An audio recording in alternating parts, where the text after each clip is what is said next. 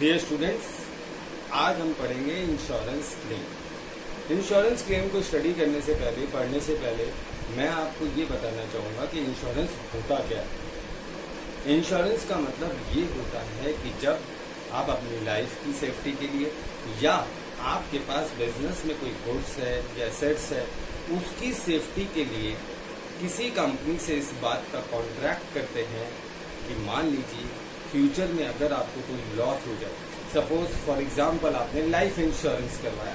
Life insurance का मतलब ये है कि मैं अपनी लाइफ को सिक्योर करना चाहता हूँ। कल को मान लीजिए मेरी लाइफ के साथ कुछ मिसहैपनिंग हो जाए, सपोज मेरा एक्सीडेंट हो जाए, एक्सीडेंट होने से मेरी डेथ हो जाए, तो उसके बाद मेरी फैमिली का क्या होगा? उसके पास कौन से रिसोर्सेज होंगे जिससे कि वो अपनी लाइफ को स्पेंड कर सके?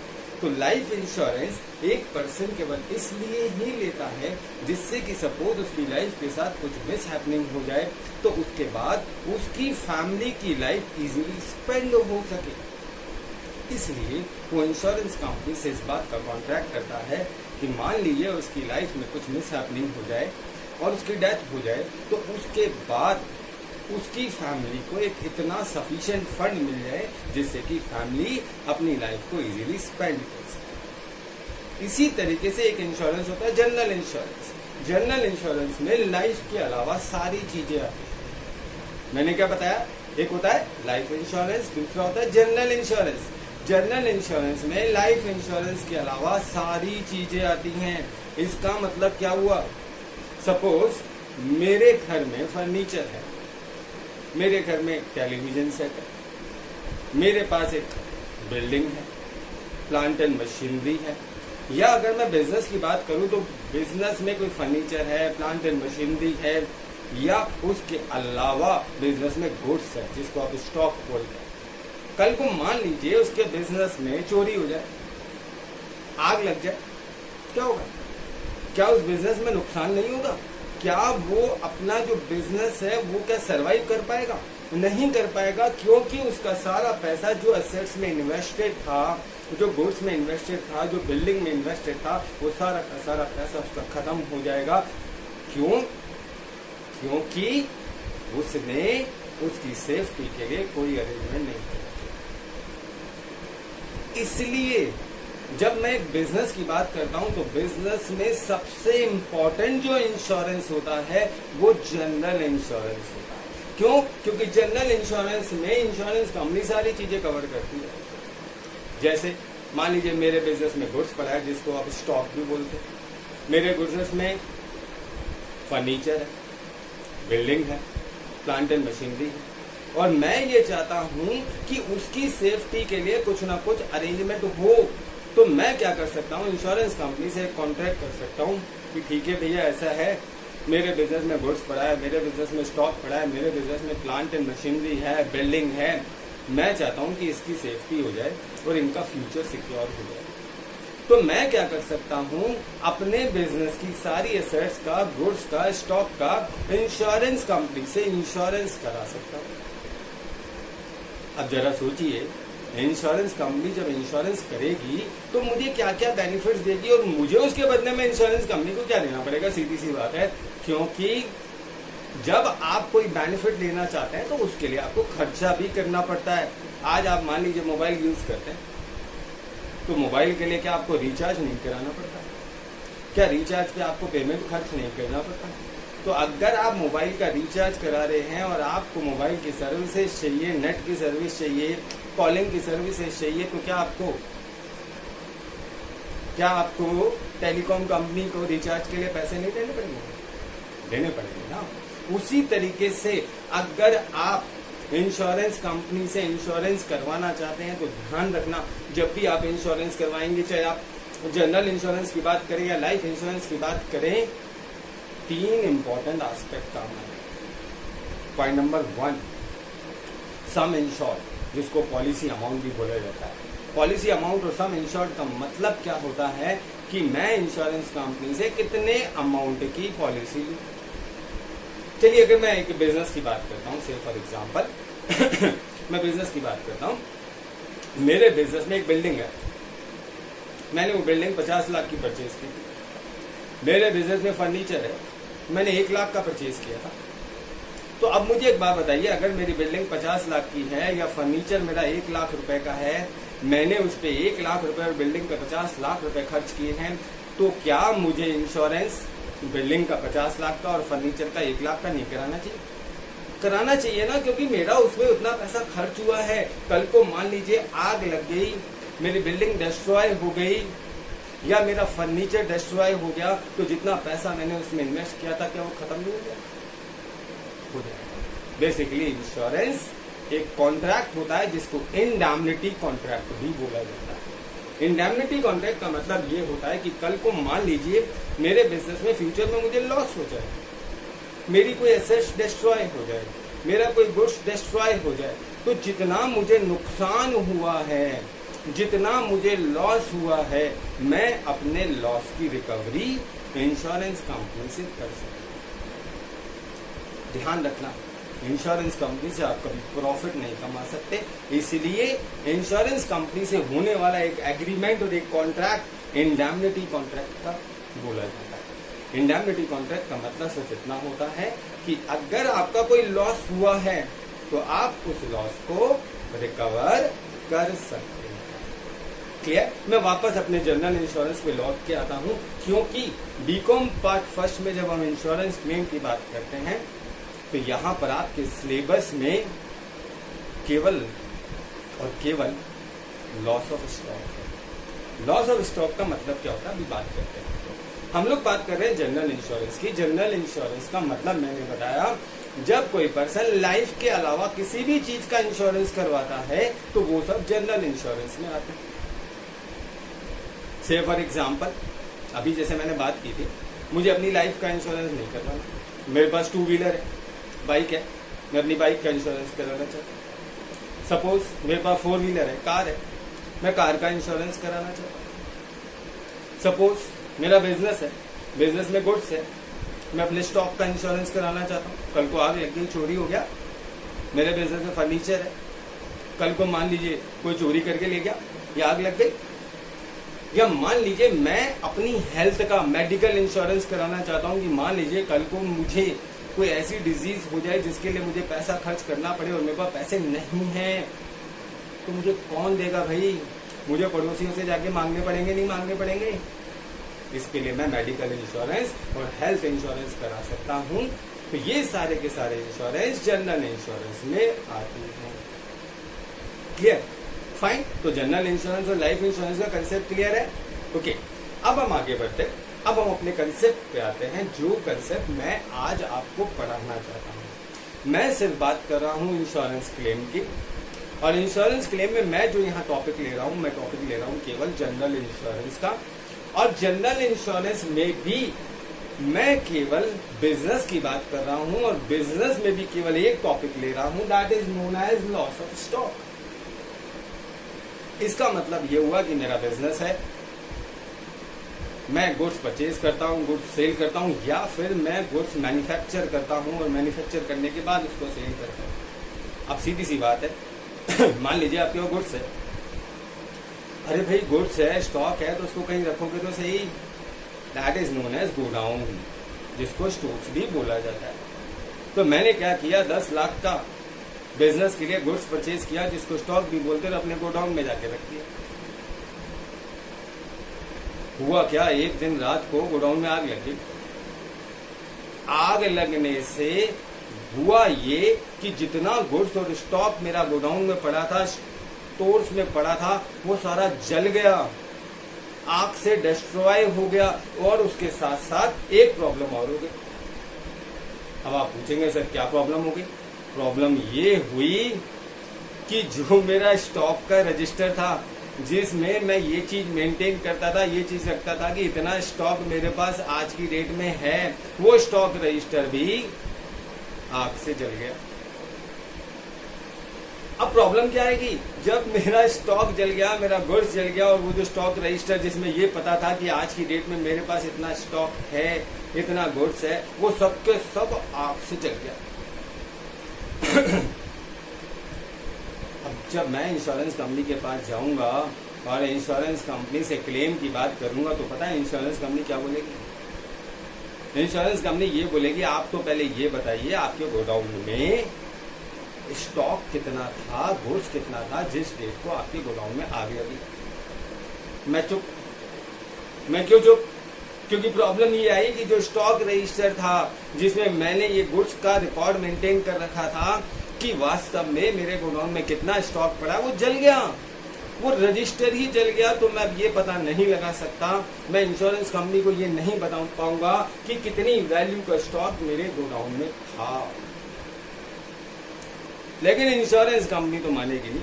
इंश्योरेंस कंपनी तो बोलेगी भैया आप तो पहले ये बताइए आपके पास स्टॉक कितनी वैल्यू का था, कितना आपका नुकसान हुआ है, तब जाके हम आगे की बात करेंगे, तब जाके हम ये डिसाइड करेंगे आपको कितना पैसा देगा। जब हम ये बात करते हैं तो ध्यान रखना, जो मैंने स्टार्टिंग में अभी आपको बोला था कि जब हम इंश्योरेंस क्लेम्स की बात करते हैं हमें 3 इंपॉर्टेंट पॉइंट ध्यान रखने। पॉइंट नंबर 1, सम इंश्योर्ड, जिसको पॉलिसी अमाउंट भी बोला जाता है। इसका मतलब मैं इंश्योरेंस कंपनी से कितने अमाउंट की पॉलिसी लूं। अब आप जरा सोचिए, आप बिजनेस कर रहे हैं, आप बिजनेस के लिए गुड्स परचेज करते हैं, सेल करते हैं, और आपने क्या किया, अपने बिजनेस के लिए 20 लाख रुपए का गुड्स परचेज किया। तो अब मुझे एक बात बताइए, जब आप 20 लाख रुपए का गुड्स और स्टॉक परचेज कर रहे हैं तो आपके गोडाउन में क्या 20 लाख रुपए का गुड्स नहीं होगा? सपोज मान लीजिए उस 20 लाख के गुड्स में से आपने 5 लाख का सेल कर दिया। आज की डेट में तो 15 लाख का तो गुड्स और स्टॉक है या नहीं? क्या आपको उस 15 लाख का स्टॉक का इंश्योरेंस नहीं कराना चाहिए जितना स्टॉक आपके गोडाउन में रखा हुआ है? That is known as a policy amount of sum insured. इसका मतलब मैं उतने अमाउंट की पॉलिसी लूंगा जितना स्टॉक ऑन एन एवरेज मेरे गोडाउन में रहता है। Is it clear? तो ध्यान रहेगा, सम इंश्योर्ड और पॉलिसी अमाउंट का मतलब क्या होता है? सम इंश्योर्ड और पॉलिसी अमाउंट का मतलब ये होता है जितने अमाउंट का मैं इंश्योरेंस कंपनी से कराना चाहता हूं। Point number 2, most important, insurance premium. अब मुझे एक बात बताइए, मैंने अभी आपसे थोड़ी देर पहले बात की थी कि मैं कोई सर्विसेज लेना चाहता हूं तो क्या सर्विसेज के लिए कुछ पैसा मुझे खर्च नहीं करना पड़ेगा? मैंने अभी एक सिंपल सी आपसे बात की थी कि सपोज मुझे मोबाइल यूज करना है, मैं जियो कंपनी का नेट यूज करना चाहता हूं, कॉलिंग सर्विसेज यूज करना चाहता हूं, तो क्या जियो कंपनी का मुझे रिचार्ज नहीं कराना पड़ेगा? कराना पड़ेगा ना। रिचार्ज के लिए मुझे पैसे देने पड़ेंगे ना, तब वो जियो जो टेलीकॉम कंपनी है वो मेरा रिचार्ज करेगी और तब जाके मुझे सुविधा मिलेगी ना, फैसिलिटी मिलेगी या नहीं मिलेगी? तो इसका मतलब ये है कि जब आपको फैसिलिटी चाहिए तो आपको कुछ ना कुछ पैसा खर्च करना पड़ेगा, बिना उसके आपको कोई भी सर्विसेज कहीं नहीं मिल सकती। इसका मतलब फ्री में कुछ नहीं मिलता। उसी तरीके से जब मैं इंश्योरेंस कंपनी से इंश्योरेंस करवाऊंगा, किसी एक पर्टिकुलर अमाउंट की पॉलिसी लूंगा, तो मुझे उस इंश्योरेंस कंपनी को उसके कुछ सर्विस चार्जेस भी पेमेंट करने पड़ेंगे। That is known as insurance premium. और इंश्योरेंस प्रीमियम, जो सर्विस चार्जेस मुझे इंश्योरेंस कंपनी को देना है, वो डिपेंड करता है मैंने सम इंश्योर्ड का मतलब पॉलिसी कितने अमाउंट की कराई थी। सीधी सी बात है, मैं पॉलिसी अगर 20 लाख की कराऊंगा तो इंश्योरेंस प्रीमियम 20 लाख के हिसाब से होगा, और अगर मैं इंश्योरेंस प्रीमियम 10 लाख के हिसाब से देना चाहता हूं तो मुझे इंश्योरेंस 10 लाख का कराना। सीधी सी बात है, जितने ज्यादा अमाउंट की आप पॉलिसी लेंगे उतने अमाउंट के हिसाब से ही आपको इंश्योरेंस कंपनी को इंश्योरेंस प्रीमियम का पेमेंट करना पड़ेगा। That is known as service charges. Is it clear or not?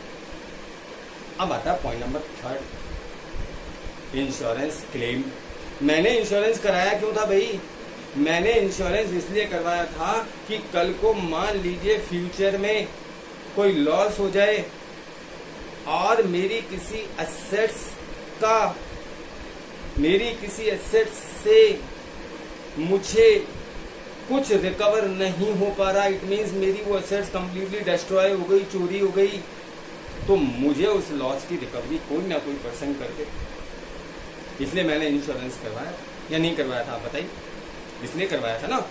तो जब मेरे बिजनेस में किसी एसेट्स का या गुड्स का नुकसान होगा जिसके लिए मैंने इंश्योरेंस कराया था, और जिसके लिए मैं इंश्योरेंस प्रीमियम इंश्योरेंस कंपनी को दे रहा था, अब मान लीजिए वो सेल्फ डिस्ट्रॉय हो गई या वो गुड्स चोरी हो गया या आग लग गई, तो मैं इंश्योरेंस कंपनी के पास जाऊंगा और बोलूंगा हाँ जी लाइए। इंश्योरेंस कंपनी बोलेगी क्या लाइए?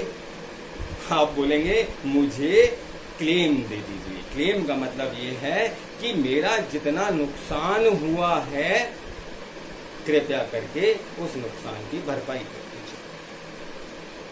That is known as insurance claim. ध्यान रखना, मैं एक बार आपको दोबारा बोल रहा हूं कि जितने का आप इंश्योरेंस करवा रहे हैं इसका मतलब ये है उतने अमाउंट तक इंश्योरेंस कंपनी आपको क्लेम देने के लिए लायबल है। मैंने सपोज 15 लाख का इंश्योरेंस करवाया, 15 लाख रुपीस के गुड्स का इंश्योरेंस करवाया और गोडाउन में आग लग गई और पूरा का पूरा 15 लाख के गुड्स का नुकसान हो गया, आग लग गई, चोरी हो गया, जो भी हुआ। तो अब मैं इंश्योरेंस कंपनी के पास एक स्टेटमेंट बनाकर दूंगा। स्टेटमेंट बनाने का मतलब है क्लेम। मैं इंश्योरेंस कंपनी को ये बोलूंगा कि देखिए 15 लाख की मैंने पॉलिसी ली थी, 15 लाख का गुड्स मेरे गोडाउन में पड़ा था, सारा का सारा जल गया। तो आप क्या कीजिए, मुझे प्लीज मेरा नुकसान जो हुआ है उसकी भरपाई कर दीजिए। इसका मतलब जितना मेरा नुकसान हुआ है, जितना मेरा लॉस हुआ है, उसको रिएम्बर्स कर दीजिए। That is known as claim. तो हमेशा ध्यान रखना, जो पर्सन इंश्योरेंस कंपनी से इंश्योरेंस लेता है उसी को इंश्योरेंस कंपनी को एक स्टेटमेंट बना के देना पड़ता है, जिसको क्लेम स्टेटमेंट बोला जाता है। उसी पर्सन को स्टेटमेंट में बताना पड़ता है कि मैं आपसे क्लेम के इतने पैसे डिमांड कर रहा हूं, मेरा इतना नुकसान हुआ, इतना पैसा मुझे आप रिएम्बर्स कर दीजिए। तो हमेशा ध्यान रखना, जब भी आप इंश्योरेंस की बात करेंगे तो हमेशा उसमें 3 पॉइंट बहुत इंपॉर्टेंट होंगे।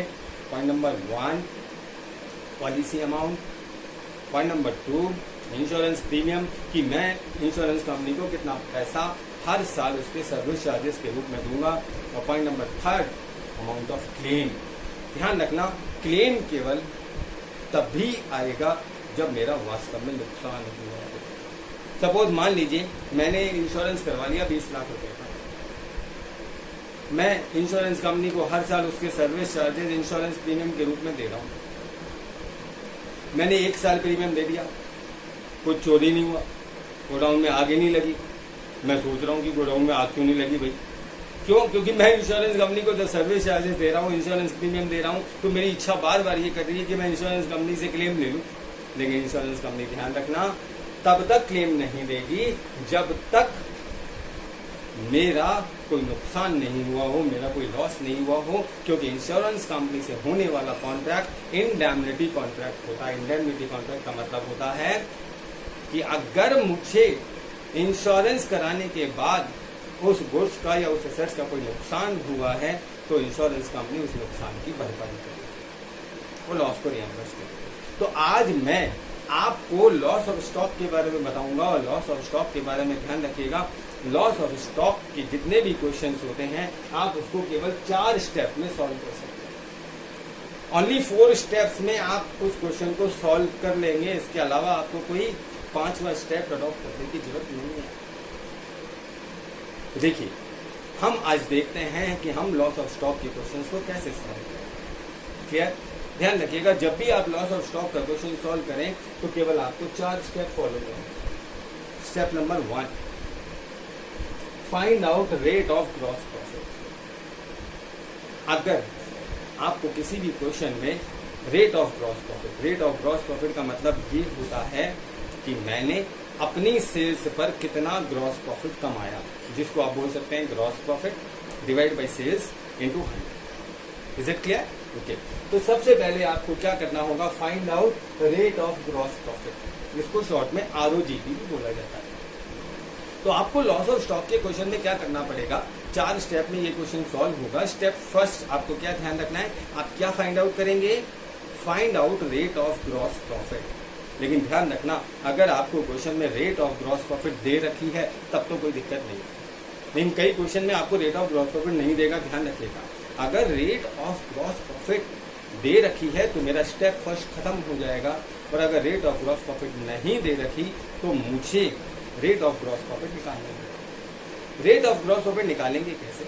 इसके लिए आपको क्या करना पड़ेगा, लास्ट ईयर का मतलब लास्ट अकाउंटिंग ईयर का आपको ट्रेडिंग अकाउंट बनाना पड़ेगा। ट्रेडिंग अकाउंट वैसे ही बनता है जैसे अपन 11th क्लास में बनाते थे।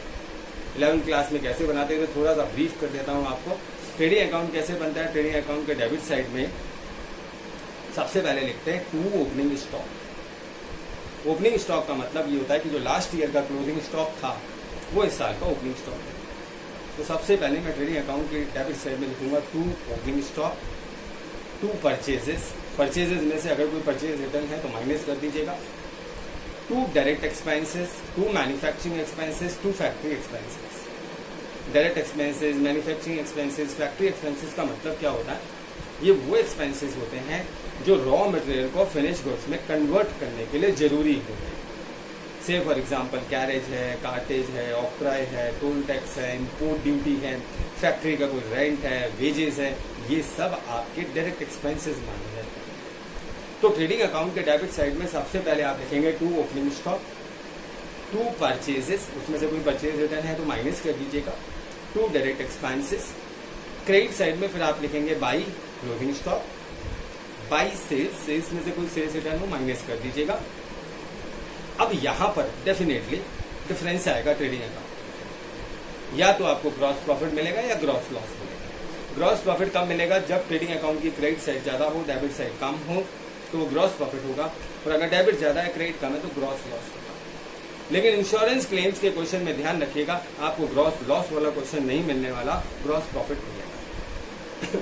तो आप क्या करेंगे, step first find out rate of gross profit. आपको रेट ऑफ ग्रॉस प्रॉफिट निकालना है अगर क्वेश्चन में रेट ऑफ ग्रॉस प्रॉफिट नहीं दे रखी हो तो स्टेप फर्स्ट की हम बात कर रहे थे कि हमें सबसे पहले क्या कैलकुलेट करना है, रेट ऑफ ग्रॉस प्रॉफिट। ध्यान रखना, रेट ऑफ ग्रॉस प्रॉफिट आप केवल तभी कैलकुलेट करेंगे जब क्वेश्चन में रेट ऑफ ग्रॉस प्रॉफिट नहीं दे रखी हो, और अगर रेट ऑफ ग्रॉस प्रॉफिट आपको क्वेश्चन में नहीं दे रखी हो तो आपको लास्ट अकाउंटिंग ईयर का ट्रेडिंग अकाउंट बनाना पड़ेगा। जैसे अभी मैंने बताया कि ट्रेडिंग अकाउंट के डेबिट में opening stock, purchase, direct expenses आते हैं, उसी तरीके से ट्रेडिंग अकाउंट के क्रेडिट साइड में सेल्स आती है, सेल्स में से आप सेल्स रिटर्न माइनस कर देते हैं, क्लोजिंग स्टॉक निकाल लेते हैं, और जो डिफरेंस आता है अगर क्रेडिट ज्यादा है डेबिट कम है तो ग्रॉस प्रॉफिट होगा, और डेबिट ज्यादा है क्रेडिट कम है तो ग्रॉस प्रॉफिट होगा। तो आप स्टेप फर्स्ट में क्या करेंगे, सबसे पहले रेट ऑफ ग्रॉस प्रॉफिट निकालेंगे। रेट ऑफ ग्रॉस प्रॉफिट कैसे निकलेगी, जो आपने लास्ट ईयर का ट्रेडिंग अकाउंट बनाया है वहां से आपने ग्रॉस प्रॉफिट निकाला, gross profit divide by sales into 100, that is known as rate of gross profit. Any doubt?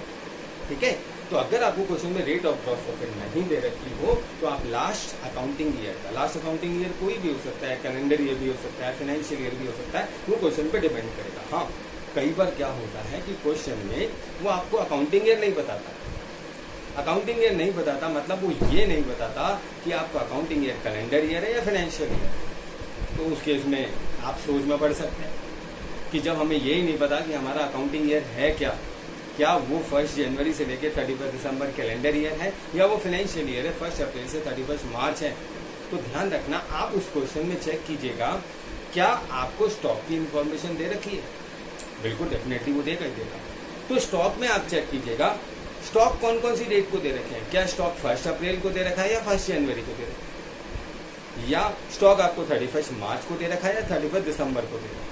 तो अगर स्टॉक की इंफॉर्मेशन जनवरी और दिसंबर की हो तो आप अपना अकाउंटिंग ईयर कैलेंडर ईयर मान के चलिएगा, और अगर स्टॉक की इंफॉर्मेशन 1 अप्रैल और 31 मार्च है तो आप अपना अकाउंटिंग ईयर फाइनेंशियल ईयर मान के चलिएगा। Is it clear? तो स्टेप फर्स्ट आप सॉल्व कर लेंगे, find out rate of gross profit. इसके लिए आपको लास्ट अकाउंटिंग ईयर, मैं बार लास्ट अकाउंटिंग ईयर बोल रहा हूँ, अकाउंटिंग ईयर कोई भी हो सकता है, कैलेंडर ईयर हो सकता है, फाइनेंशियल ईयर हो सकता है, उसका आप ट्रेडिंग अकाउंट बनाएंगे, वहां से रेट ऑफ ग्रॉस प्रॉफिट निकालेंगे। दोबारा बताता हूँ रेट ऑफ ग्रॉस प्रॉफिट कैसे निकालेंगे, gross profit divide by sales into 100, gross profit divide by sales into 100, ये आपका निकल जाएगा रेट ऑफ ग्रॉस प्रॉफिट। अब देखिए लॉस ऑफ स्टॉक का क्वेश्चन आप सॉल्व कर रहे हैं, उसमें स्टेप फर्स्ट कितना आसानी से हो गया। अब आप सोचो अगर क्वेश्चन में रेट ऑफ ग्रॉस प्रॉफिट दे रखी हो ना तो स्टेप फर्स्ट मुझे सॉल्व करने की जरूरत ही नहीं है, डायरेक्टली मैं स्टेप सेकंड पे आ जाऊंगा। लेकिन अगर क्वेश्चन में रेट ऑफ ग्रॉस प्रॉफिट नहीं है तो आपको स्टेप फर्स्ट को सॉल्व करना है। क्लियर? स्टेप फर्स्ट के बाद step second, prepare memorandum trading account. Memorandum का मतलब होता है मेमोरी के बेसिस पर। अब प्रॉब्लम क्या आई, हमारे गोडाउन में आग लग गई, जितना भी गुड्स पड़ा था, स्टॉक पड़ा था, या बिल्डिंग थी, फर्नीचर था, प्लांट मशीनरी था, सब जल गया। और मैंने इंश्योरेंस कंपनी से इंश्योरेंस करवा रखा था केवल गुड्स का और केवल स्टॉक का। तो इंश्योरेंस कंपनी तो मुझे ये बोलेगी ना, आप अपने स्टॉक रजिस्टर दिखाओ, आप अपने रिकॉर्ड्स दिखाओ, जिससे कि मैं ये देख सकूं कि जिस डेट को गोडाउन में आपकी आग लगी उस डेट को स्टॉक था कितने रुपीस का स्टॉक था। क्योंकि जितना आपको नुकसान हुआ है, जितना स्टॉक आपके गोडाउन में था, जितने स्टॉक में आपकी आग लगी है, इंश्योरेंस कंपनी उतना ही आपको क्लेम देगी, उससे ज्यादा नहीं देगी। सपोज आपने इंश्योरेंस करवा रखा था 20 लाख रुपए का, और जिस डेट को आपके गोडाउन में आग लगी वहां पर स्टॉक केवल 12 लाख रुपए का था। तो ध्यान रखना, आप इंश्योरेंस कंपनी से ये नहीं बोलेंगे कि मैंने इंश्योरेंस 20 लाख का करवाया था तो आप मुझे 20 लाख का क्लेम दीजिए, नहीं। क्योंकि ये कॉन्ट्रैक्ट हमेशा इंडेमनिटी का कॉन्ट्रैक्ट होता है। इंडेमनिटी के कॉन्ट्रैक्ट में आप केवल इंश्योरेंस कंपनी से लॉस रिकवर कर सकते हैं, प्रॉफिट नहीं कमा सकते। तो इसका मतलब ये हुआ कि आपने पॉलिसी कितनी भी अमाउंट की ली है उससे कोई फर्क नहीं पड़ेगा। आपका जितना स्टॉक का नुकसान हुआ उतना ही इंश्योरेंस कंपनी आपको क्लेम देगी, उससे ज्यादा नहीं देगी। तो इंश्योरेंस कंपनी आपको ये बोलेगी कि लाइए रिकॉर्ड्स लेकर आइए, अकाउंट्स लेकर आइए, स्टॉक रजिस्टर लेकर आइए, जिससे कि मैं ये पता लगा सकूं कि आपके गोडाउन में जितना स्टॉक था, कितना स्टॉक था, उतने का मैं आपको क्लेम दे दूं। पर आप तो चुपचाप बैठे, क्यों? क्योंकि जो स्टॉक रजिस्टर था या जो भी आपके अकाउंट्स थे वो गोडाउन में ही रखे हुए थे और वो गोडाउन में गुड्स के साथ डिस्ट्रॉय थे। तो आपको क्या करना पड़ेगा, आपको इंश्योरेंस कंपनी को ये बताना पड़ेगा कि आग लगने की डेट पर मेरे गोडाउन में कितना स्टॉक था। इसके लिए आपको क्या करना पड़ेगा, मेमोरेंडम ट्रेडिंग अकाउंट बनाना पड़ेगा। इस मेमोरेंडम ट्रेडिंग अकाउंट से आपको ये पता लग जाएगा कि आग लगने की डेट पर आपके गोडाउन में कितना स्टॉक था, क्योंकि वही तो वास्तव में डिस्ट्रॉय हुआ है, उतना ही तो आपको नुकसान हुआ है, उतना ही इंश्योरेंस कंपनी आपको क्लेम देने वाली है, उससे ज्यादा नहीं देने। तो मेमोरेंडम का मतलब बेसिकली क्या होता है, on the basis of memory. क्योंकि जब रजिस्टर आपके पास नहीं है, अकाउंट्स आपके पास नहीं है, तो आप मुझे बताओ बनाओगे कैसे? तो आपको क्या करना पड़ेगा, मेमोरी के बेसिस पे बनाना पड़ेगा। इसलिए इसका नाम क्या होता है, मेमोरेंडम ट्रेडिंग अकाउंट। बस ध्यान रखना कि वह नाम चेंज। स्टेप फर्स्ट में आपने ट्रेडिंग अकाउंट बनाया था, स्टेप सेकंड में आप मेमोरेंडम ट्रेडिंग अकाउंट बना रहे हैं, केवल नाम चेंज है। ट्रेडिंग की जगह मेमोरेंडम ट्रेडिंग हो गया, लेकिन बनेगा वैसे ही जैसे ट्रेडिंग अकाउंट बनता है। तो ट्रेडिंग अकाउंट जैसे आपने बनाया था वैसे ही आप मेमोरेंडम ट्रेडिंग अकाउंट बनाएंगे। लेकिन जब आप मेमोरेंडम ट्रेडिंग अकाउंट बनाएंगे तो ध्यान रखिएगा, मेमोरेंडम ट्रेडिंग में और ट्रेडिंग में केवल एक बेसिक डिफरेंस होता है।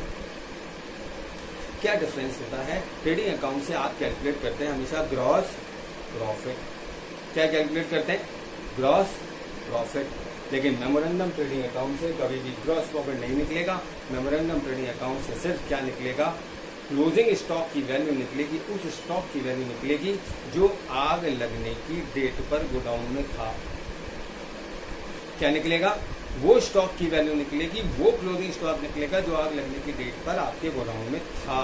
तो इसलिए हम क्या करते हैं, जब स्टेप सेकंड में मेमोरेंडम ट्रेडिंग अकाउंट बनाते हैं तो ध्यान रखना, यहाँ पर आप क्या करेंगे, जब ये ट्रेडिंग अकाउंट बनेगा मेमोरेंडम, इसके डेबिट में वही ओपनिंग स्टॉक लिखेंगे, वही डायरेक्ट एक्सपेंसेस लिखेंगे।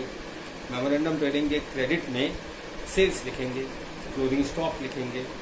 लेकिन यहाँ पर आप सबसे पहले डेबिट में ग्रॉस प्रॉफिट लिख दीजिएगा, और जो अब क्रेडिट में डिफरेंस आएगा मेमोरेंडम ट्रेडिंग के, वो बन जाएगा closing stock on the date of fire. अब आप बोलेंगे ग्रॉस प्रॉफिट कौन सा लिखना है? ग्रॉस प्रॉफिट आप वही लिखेंगे जो आपने स्टेप फर्स्ट से जो रेट ऑफ ग्रॉस प्रॉफिट निकाली थी। सपोज स्टेप फर्स्ट से आपने रेट ऑफ ग्रॉस प्रॉफिट निकाली 30%। कितनी निकाली? 30%। तो जब आप मेमोरेंडम ट्रेडिंग अकाउंट बनाएंगे तो ध्यान रखना, मेमोरेंडम ट्रेडिंग अकाउंट में जो सेल्स दे रखी थी ना, उस सेल्स को 30% जो आपने स्टेप फर्स्ट में रेट ऑफ ग्रॉस प्रॉफिट निकाली है उससे मल्टीप्लाई कर देना, और मेमोरेंडम ट्रेडिंग के डेबिट साइड में क्या लिख देना, टू ग्रॉस प्रॉफिट। अब जो मेमोरेंडम ट्रेडिंग अकाउंट में डिफरेंस आएगा वो हमेशा क्रेडिट साइड में आएगा। ध्यान रखना, और मेमोरेंडम ट्रेडिंग के क्रेडिट में जो डिफरेंस आ रहा है that is known as closing stock. क्या माना जाएगा? Closing stock. और वो क्लोजिंग स्टॉक वो होगा जो आग लगने की डेट पर आपके गोडाउन में था, that is known as closing stock on the date of fire. अब आप बोलेंगे कि ये वो स्टॉक कैसे निकला आग लगने की डेट पर? क्यों निकला?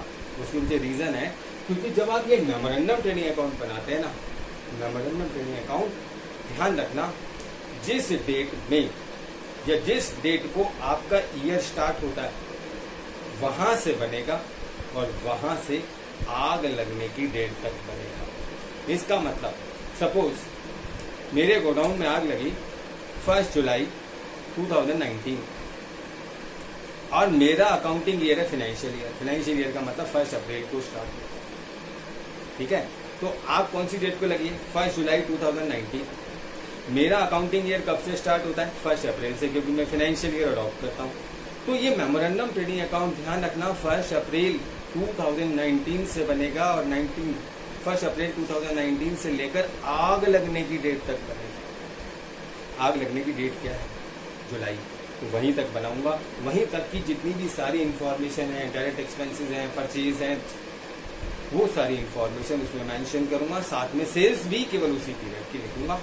बाकी जैसा मैं ट्रेडिंग अकाउंट बनाता हूँ, ओपनिंग स्टॉक, क्लोजिंग स्टॉक, वो सारी चीजें उसमें मेंशन की जाएगी। लेकिन ध्यान रखना मेमोरेंडम ट्रेडिंग अकाउंट में केवल और केवल आग लगने की डेट तक की इंफॉर्मेशन आएंगी।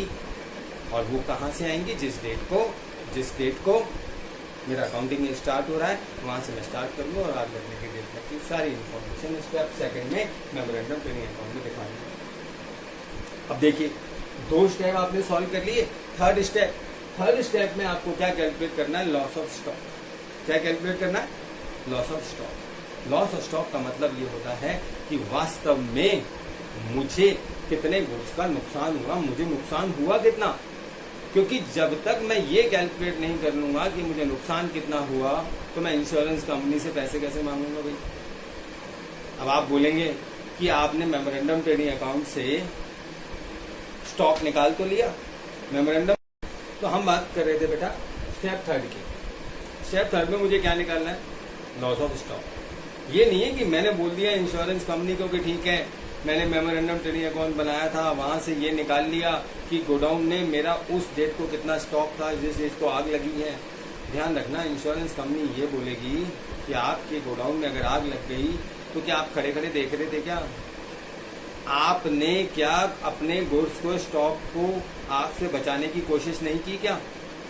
आप बोलेंगे यस हमने की थी और सर हमने क्या किया, हमारे गोडाउन में जितना स्टॉक पड़ा था उसमें से 1 लाख रुपए का स्टॉक बचा लिया। 1 लाख रुपए का स्टॉक हमने आग से बचा लिया, that is known as salvage stock.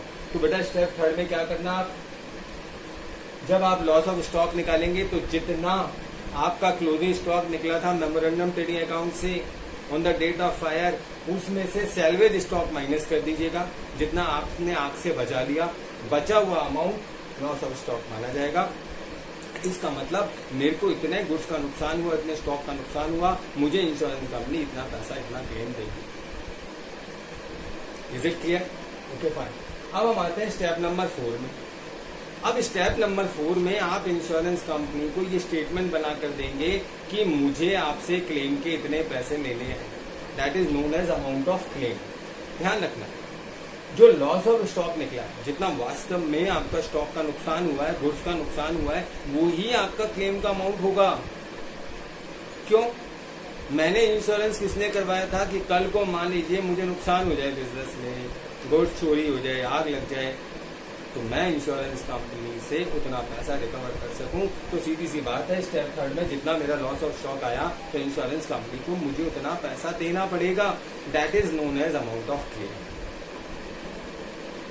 Clear? लेकिन यहां पर एक दिक्कत आती है। क्या दिक्कत आती है? अगर मान लीजिए सपोज, इस चीज को समझिएगा, मेरे गोडाउन में स्टॉक था 20 लाख रुपए का, मैंने इंश्योरेंस कंपनी से केवल इंश्योरेंस करवाया 10 लाख का। क्यों 10 लाख का करवाया? क्योंकि मैं बहुत समझदार था। मैं ये सोचता था कि मैंने अगर 20 लाख का इंश्योरेंस करवा लिया तो मुझे इंश्योरेंस प्रीमियम ज्यादा देना पड़ेगा। वो तो सीधी सी बात है, आप जितने ज्यादा की पॉलिसी लोगे, जितने अमाउंट का आप इंश्योरेंस करवाओगे उतने अमाउंट से आपको सर्विस चार्ज इंश्योरेंस कंपनी को देने पड़ेंगे।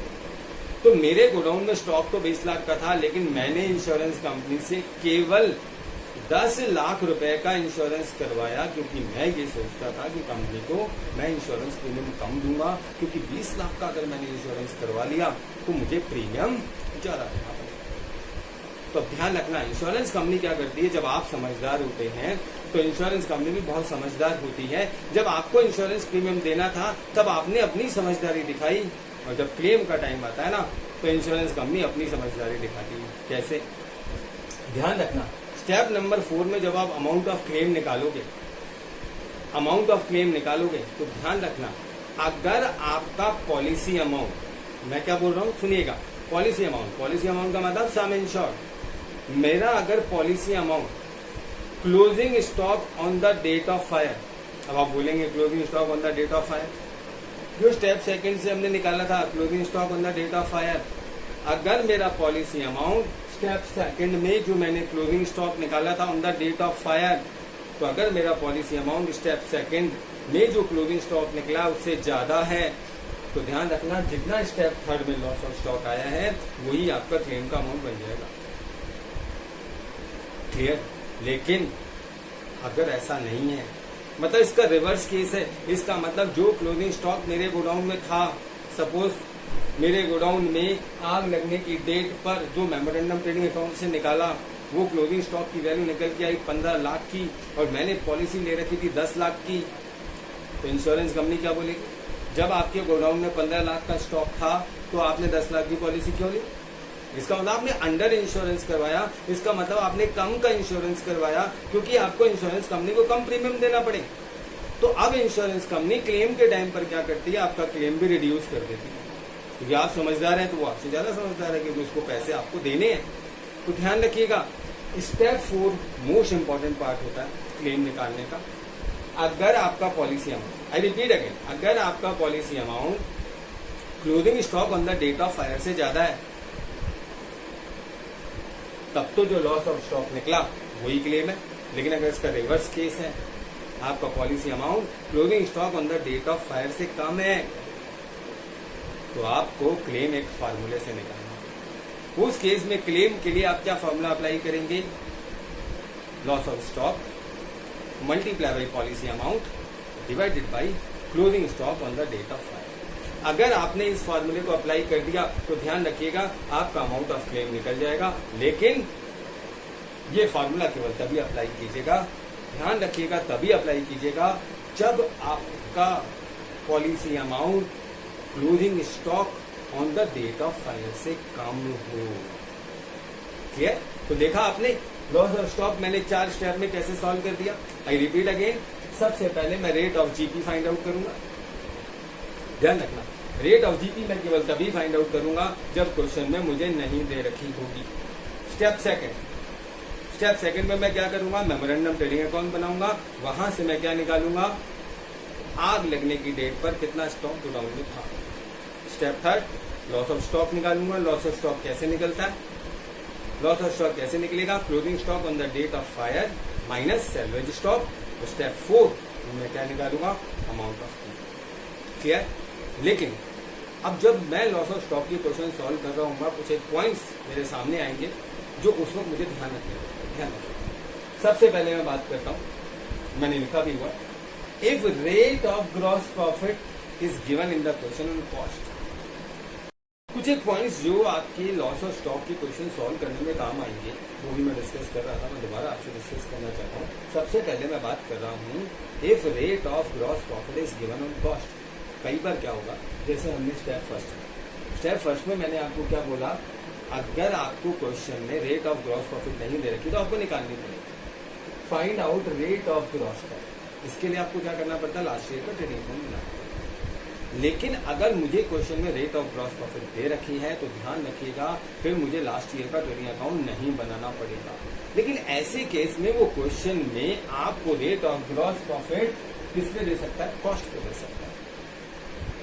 ध्यान रखिएगा, जब भी रेट ऑफ ग्रॉस प्रॉफिट आपको कॉस्ट दे रखी हो तो आप ग्रॉस प्रॉफिट का अमाउंट कैसे निकालेंगे। उस केस में ग्रॉस प्रॉफिट का फॉर्मूला ये वाला अप्लाई कीजिएगा। इस फार्मूले से आपका rate of gross profit, amount of gross profit निकल जाएगा। क्या फार्मूला है? ग्रॉस प्रॉफिट निकालने के लिए sales into rate of gross profit divided by 100 plus rate of gross profit. कैसे निकालेंगे? जब भी ग्रॉस प्रॉफिट ऑन कॉस्ट दे रखा होगा, ध्यान रखिएगा ग्रॉस प्रॉफिट कैसे निकलेगा? Sales into rate of gross profit divided by 100 plus rate of gross profit. तो देखा आपने कैसे आपने 4 स्टेप में लॉस ऑफ स्टॉक के क्वेश्चन को सॉल्व किया। थोड़े से पॉइंट्स और हैं जो लॉस ऑफ स्टॉक में आपके काम आते हैं, वो भी मैंने यहाँ नोट डाउन कर दिए हैं। इसको मैं एक बार आपको एक्सप्लेन कर देता हूँ। जब भी आप लॉस ऑफ स्टॉक का क्वेश्चन सॉल्व कर रहे होंगे, ध्यान रखिएगा वहां पर 2 पॉइंट आपके सामने और आ सकते हैं। कई बार आपको क्वेश्चन में जो स्टॉक दे रखा होगा, ओपनिंग और क्लोजिंग स्टॉक कोई भी हो सकता है, वो स्टॉक हो सकता है आपको अंडर वैल्यूड करके दे रखा हो। अंडर वैल्यूड का मतलब क्या होता है? जब किसी स्टॉक को हम कॉस्ट से कम वैल्यू पर बुक्स में दिखाते हैं, that is known as under valued. और ओवर वैल्यूड का मतलब ये होता है जब मैं किसी स्टॉक को उसकी कॉस्ट से ज्यादा वैल्यू पर दिखाता हूँ, that is known as over valued. तो ध्यान रखिएगा, आपको जब भी क्वेश्चन में स्टॉक दे रखा हो तो स्टॉक वो कॉस्ट पे ही होना चाहिए। लेकिन अगर उस स्टॉक को क्वेश्चन में ये बोल रखा है कि अंडर वैल्यूड करके दिखाया है, अंडर वैल्यूड करके दिखाया मतलब आपने स्टॉक को कॉस्ट से कम पे दिखाया, तो उस केस में आपको उस स्टॉक को कॉस्ट पे लेकर आना पड़ेगा। कॉस्ट पे लेकर आने का मतलब जितनी वैल्यू आपने माइनस कर दी थी, अंडर वैल्यूड कर दिया था, उतनी वैल्यू आपको दोबारा उसमें प्लस करनी पड़ेगी। और अगर आपने उसको कॉस्ट से ज्यादा वैल्यू पे दिखाया, इट मीन्स उसको ओवर वैल्यूड करके दिखाया, तो कॉस्ट से ज्यादा आ गया ना। हमें दिखाना किस पे? कॉस्ट पे, तो हमें उसको माइनस करके दिखाना होगा। उसके लिए आप डायरेक्ट फार्मूला यूज कर सकते हैं। ध्यान रखिएगा, अगर स्टॉक को अंडर वैल्यूड करके दिखाया है, मतलब कम वैल्यू करके दिखाया है, तो आप उस स्टॉक की कॉस्ट उस फार्मूले से निकाल सकते हैं। क्या फार्मूला होगा? Value of stock divided by 100 minus under valuation. Under valuation का मतलब जितने से आपने उसको कम करके दिखाया। सपोज मैं आपको बोलता हूँ मेरे स्टॉक की वैल्यू है 90,000, मैंने 10% कम करके दिखाया, तो मुझे उसकी कॉस्ट निकालनी है। तो कॉस्ट में कैसे निकालूंगा? Value of stock 90,000 divided by 100 minus under valuation. 100 minus under valuation का मतलब कितने % से कम दिखाया? मैंने 10% से कम दिखाया ना, तो 100 माइनस 10, इसका मतलब नीचे कितना आ जाएगा? 90। तो मेरा फार्मूला क्या देखिए जरा, value of stock, suppose value है 90,000 डिवाइडेड बाई 10% से कम करके दिखाया, तो 100 माइनस अंडर वैल्यूएशन, तो 90,000 डिवाइडेड बाई 100 माइनस 10, क्योंकि 10% से कम मैंने वैल्यू किया, तो 90,000 divide by 90 whole multiply by 100। पूरे फार्मूले को किससे मल्टीप्लाई कर देना? 100 से मल्टीप्लाई कर देना, आपके स्टॉक की कॉस्ट निकलेगी। उसी तरीके से हमेशा ध्यान रखना, जब आप ये इंश्योरेंस कंपनी के इंश्योरेंस क्लेम के क्वेश्चन सॉल्व कर रहे होंगे, तो आपको कई बार स्टॉक ओवर वैल्यूड करके दे रखा। ओवर वैल्यूड का मतलब ये होता है कि आपने उसको कॉस्ट से ज्यादा पे दिखा रखा। तो अगर आपने किसी स्टॉक को कॉस्ट से ज्यादा पे दिखा रखा है, तो भी आपको उसको कॉस्ट पे लाना पड़ेगा। और कॉस्ट पे लाने का तरीका क्या है? सिंपल सा तरीका है। कैसे निकालेंगे? वैल्यू ऑफ स्टॉक, जितनी स्टॉक की वैल्यू दे रखी हो वो, divided by 100 plus over valuation. यहाँ ध्यान रखना, यहाँ 100 प्लस ओवर वैल्यूशन लिखेंगे। अंडर वैल्यूशन में आप 100 माइनस 10 लिखते हैं। यहाँ अगर मान लीजिए 10% से ज्यादा वैल्यू पे दिखाया, तो 100 प्लस 10 लिखिएगा। ओवर वैल्यूशन के केस में प्लस करते हैं, अंडर वैल्यूशन के केस में माइनस करते हैं। सपोज मेरा स्टॉक की वैल्यू 99,000 दे रखी है, और मुझे क्वेश्चन में दे रखा है कि मैंने 10% ज्यादा वैल्यू पर दिखाया, तो मैं ऊपर लिखूंगा 99,000 वैल्यू ऑफ स्टॉक, नीचे लिखूंगा 100 plus over valuation 100 plus 10 whole multiply by 100। इससे जो मेरी स्टॉक की वैल्यू निकलेगी, वो स्टॉक की मेरी कॉस्ट निकलेगी। आपको सिर्फ लॉस ऑफ स्टॉक के क्वेश्चन को सॉल्व करने के लिए केवल 4 स्टेप को फॉलो करना है, और वो 4 स्टेप अगर आपने फॉलो कर लिए, तो इंश्योरेंस क्लेम में लॉस ऑफ स्टॉक आपका इजीली निकल जाएगा। Is it clear? तो मैं अपना आज का टॉपिक यहीं खत्म करता हूँ। Thank you.